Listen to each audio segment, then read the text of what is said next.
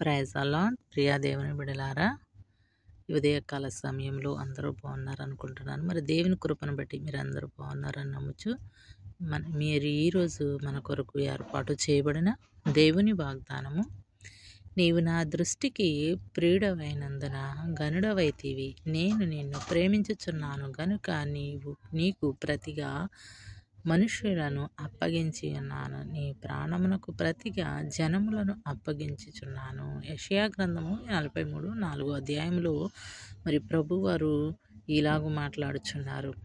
ఆయన దృష్టికి మనము ప్రియమైన వారిగా ఉండాలి. మనం ఈ లోకంలో చాలాసార్లు లోకం గురించి ఆలోచిస్తూ ఉంటాం.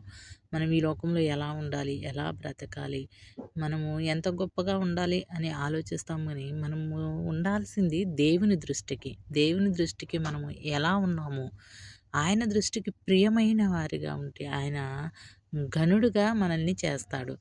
ఆయన ప్రేమించే వారముగా ఉన్నామా, ఆయనకు ప్రియమైన వారిగా ఆయన చెంత ఉన్నామా, ఆయన ప్రియమైన వారిగా ఉంటే మనలను ప్రేమిస్తాడు.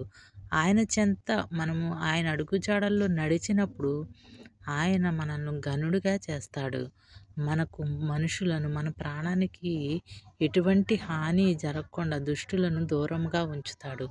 వారి ప్రాణాలను మనకు అప్పగిస్తాడు.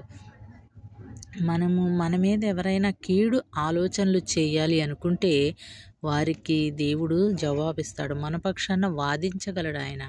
మరి ఆయన దృష్టికి మనం ఎలా ఉన్నాం, మనం ఎలా నడుస్తున్నాం, మన నడక ఎలా ఉంది లోకంలో, మనం ఏ రీతిలో ఉన్నాం, ఒకవేళ లోకంలో పడిపోయి ఉన్నామా, మనము యేసులో నిలబడలేకపోతున్నామా. చాలాసార్లు అపవాది మనల్ని శోధిస్తూ ఉంటుంది.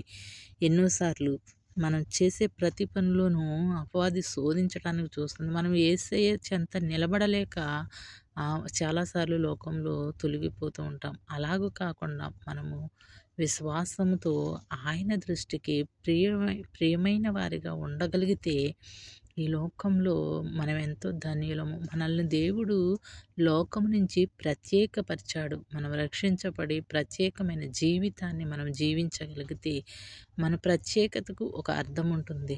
మనం రక్షించబడి లోకానుసారంగా ఇటు అటు కాకుండా విశ్వాసంతో ముందుకు వెళ్ళాలి.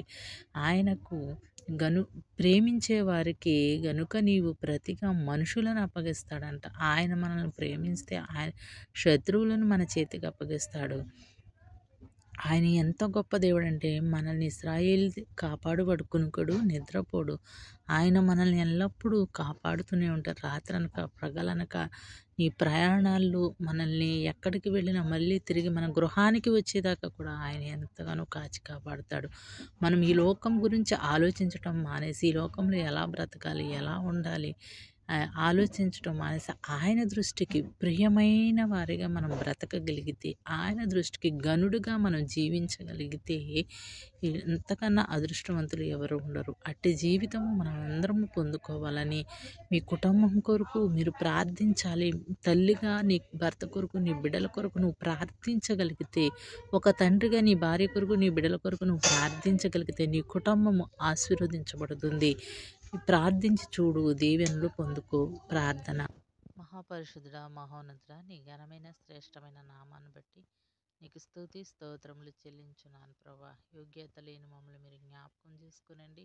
ఉదయకాల సమయంలో నాయన, ఉదయాన్నే లేవగానే నీ వాక్యాన్ని చదువుకుని ప్రభా నాయన, ఇదిగో నా తండ్రి, ఒక వాగ్దానాన్ని మేము విన్నప్పుడు మా జీవితాలకు ఎంతో ఆశీర్వదకరమని నీ వాగ్దానము చేసిన వాడువి, మాట తప్పని వాడువు నాయన. నీ వాగ్దానము నెరవేర్చే దేవుడవు గనక నీ వాగ్దానాలు వినిచున్నప్పుడు నాయన, అయా మాకున్న అవసరతలను మీకు చూచుచున్న దేవుడవు తండ్రి, మమ్మల్ని మీరు జ్ఞాపకం చేసుకోండి. ఈ వాగ్దానం ద్వారా మేము బలపడటానికి కృప చూపిస్తున్నందుకు నీకు వందనాలు అయా, నీకు స్తోత్రాలు ప్రభు. ప్రతి ఒక్క గృహాన్ని మీరు దీవించండి, ఆశీర్వదించండి.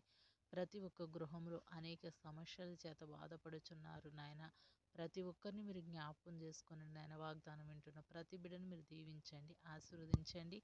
అలాగే నా తండ్రి ప్రభు, ప్రతి ఒక్కరూ నాయన ప్రయాణం చేస్తున్న బిడ్డలందరినీ మీరు జ్ఞాపకం చేసుకోండి. వారి ప్రయాణాల్లో మీరు తోడు నీడగా ఉండమని అడుగుచున్నాను ప్రభు. హాస్పిటల్లో ఉన్న బిడ్డలు మీరు జ్ఞాపకం చేసుకోండి నాయన. ప్రతి ఒక్క రోగిని ముట్టి స్వస్థపరచండి నైనా. అలాగే నా తండ్రి నైనా, స్తోత్రములు, వందనములు. చిన్న బిడ్డలను, చదువుకునే బిడ్డలను కూడా మీరు జ్ఞాపకం చేసుకుని వారి చదువుల్లో మీరు తోడు నీడగా ఉండండి. మంచి జ్ఞానమును దయచేయమని అడుగుచున్నానయ్యా. నీకు వందనాలు, స్తోత్రాలు. సహాయం ఇచ్చేయండి నా తండ్రి. నాయన ప్రతి ఒక్కరి కుటుంబంలో ప్రార్థన ధ్వని వినబడటానికి కృప చూపించి సహాయం చేయమని అడుగుచున్నాను. ఈ వాగ్దానం విన్న ప్రతి బిడ్డను మీరు దీవించి ఆశీర్వదించి ప్రతిరోజు నీ వాగ్దానాన్ని విని ప్రభా నీ కొరకు జీవించే వారముగా ఉండుటకు అయా నీకు ప్రియమైన జీవితం మేము జీవించేవారుగా ఉండుటకు సహాయం చేయమని యేసు పరిశుద్ధ నామమున అడిగి వేడుకుంటున్నాం తండ్రి. ఆమేన్. ఆమేన్.